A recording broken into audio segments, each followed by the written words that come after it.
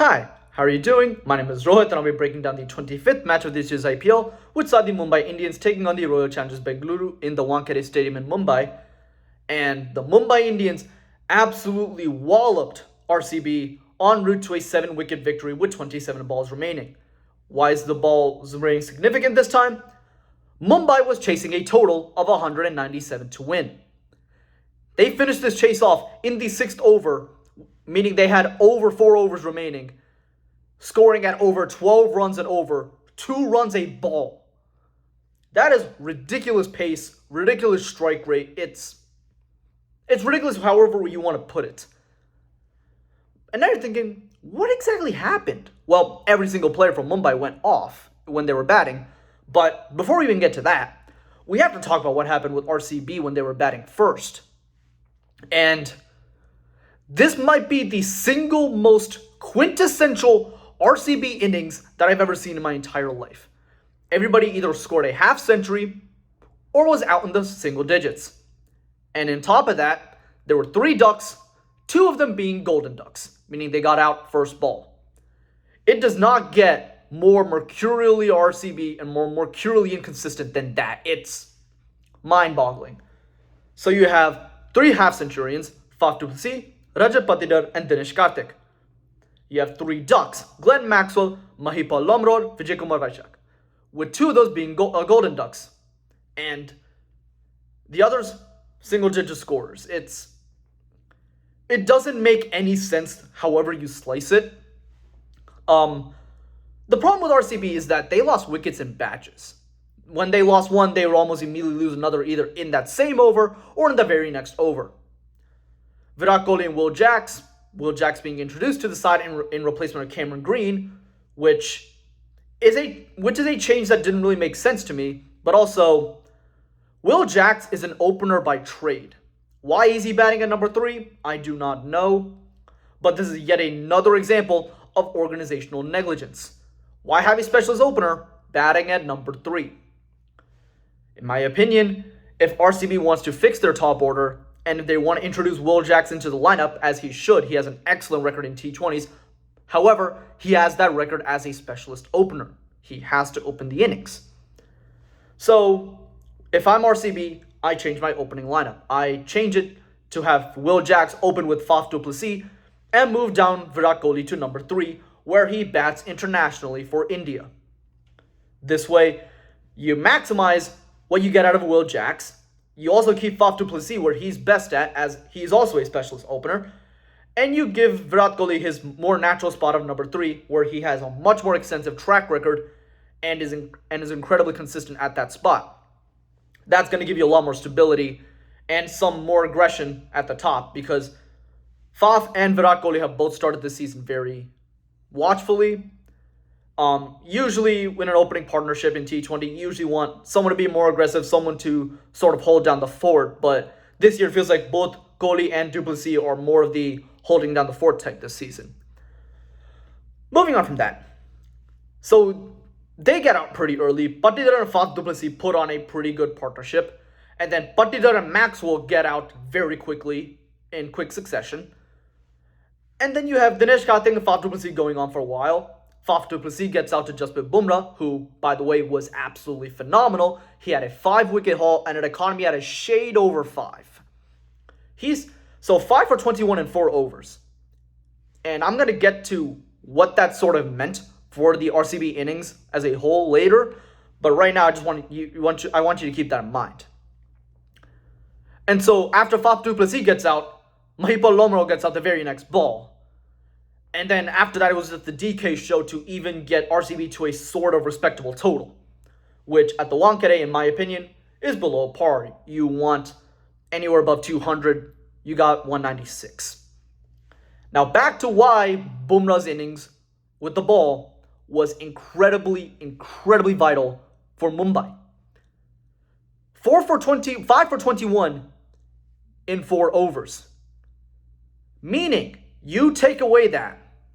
In 16 overs, the Mumbai Indians gave up 175.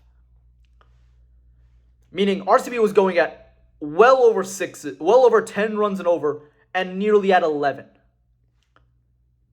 you that means Mumbai's bowling is very, very weak. And Bumrah has been absolutely phenomenal this season for Mumbai. He is the one shining light in that entire bowling lineup. And in that respect, both Mumbai and RCB are very similar, with both teams having very, very weak bowling attacks, with one bowler to speak of rather well. For Mumbai, it's obviously Jasprit Bumrah, and for RCB, it's Mohammad Siraj. The main difference here is that Jasprit Bumrah is one of the premier all-format bowlers currently in the world, and he's an even bigger menace in the IPL. Mohammad Siraj is a good bowler, do not get me wrong, but Jasprit Bumrah, his class is just different. He's on a different level. So that speaks to the magnitude of his impact, because without Bumrah, this entire Mumbai lineup looks incredibly weak, and they can be carded for runs as they were today. In the other 16 overs, they gave up 175. Now you get to how the chase went down, and Mumbai plundered 72 in the power play. So you're already going to get 2 runs a ball from there, and they hardly dipped below that 2 runs a ball. They just kept going. No bowler for Mumbai today, not Mumbai. No bowler for RCB today had an economy below 10. The lowest economy anybody had was Vijay Kumar Vaishak with 10.66. Glenn Maxwell 1 over for 70. Akash Deep 3.3 overs, 55 runs at an economy rate of nearly 16. You're not going to be able to defend 250 with that sort of bowling. So, yes, RCB's bowling is weak, but this was a disastrous performance from a pure bowling perspective. And again, this speaks to RCB's roster construction. They've made that batting lineup so top-heavy, and outside of Faf du Plessis, that top order did not fire. Your other half-centurions were your number 4, and then Dinesh Karthik at the back end when he came in at number 6. That's not sustainable at all. Yes, it's good that you had 3 half-centurions, but the fact that the only person in your top 3 to fire was just one person, that is dangerous. And for a top-heavy team with 2 of their top 3 failing, that's automatically a setup for disaster. And given how weak RCB's bowling is, the top 3 failing is only magnified even more. If you're aware that your bowling is this weak, you have to be aware of that and try to go harder in the batting, or pray that you win the toss and chase. RCB did not win the toss today, was forced to bat first, and you see what happened.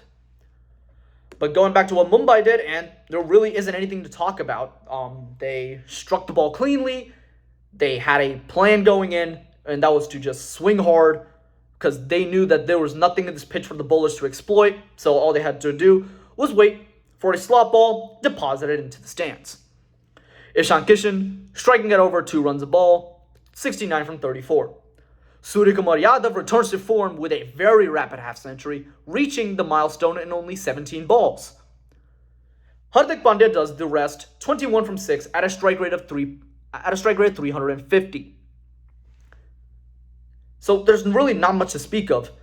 And so Mumbai wins their second in a row, and so after that disastrous start of losing 4-4, they've won 2 straight. So good for them for establishing some momentum. But one thing that does give me pause is, again, how weak their bowling is outside of Jasprit Bumrah. You saw it in the Delhi chase. You saw it in the Delhi chase when Delhi was chasing that massive 234. If it wasn't for Jasprit Bumrah, Delhi may have actually been able to win that game. Jasprit Bumrah put up another phenomenal performance. And you see it again today. Without Jasprit Bumrah, maybe Mumbai is chasing somewhere closer to 225, 230. Because there is nothing in this Mumbai pitch to exploit as a bowler. It is a flat batting paradise. Which also gives me pause for Mumbai's batters. Because we do not know how truly they can perform outside of the Wankhede. Which again, like I said, is a batting paradise. So there's still a lot of questions about this Mumbai team, but winning 2 in a row is not easy no matter what sort of ground you're on, no matter what your team is. So credit to them. And they're looking to build on that momentum. With RCB, I think this team is just done.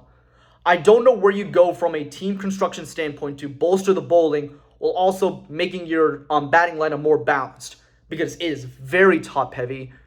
And now you're thinking, well, where do you go from here? The problem is I don't know, because you already have 3 of your foreign slots already used up in your batting with Faf du Plessis, Will Jacks, and Glenn Maxwell. Even if you bring in Cameron Green, you're most likely going to bring him in for Will Jacks, meaning you're still using 3 of your 4 foreign slots on batters. Yes, Maxwell and Green can bowl, but they're mostly just, you can just toss them the ball and see if they can round their arm. They're not necessarily your frontline type of bowlers. They're not the type of all-rounders that you can rely on consistently to give you 2 to 3 overs of good production. Then you look at the bowling, and the Indian contingent is weak. The foreign contingent is also weak. This is a poorly constructed roster, and it shows time and time and again.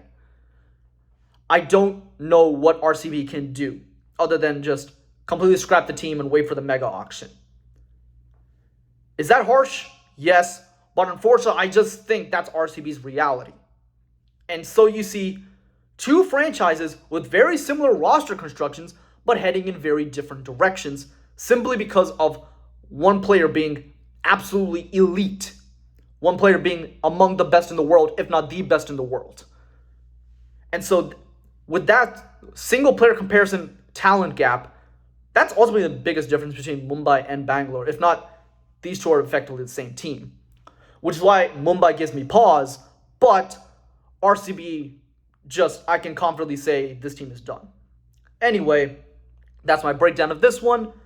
I'll be back for the next game. As always, thank you for watching. Please like, comment, subscribe, and as always, have a good one.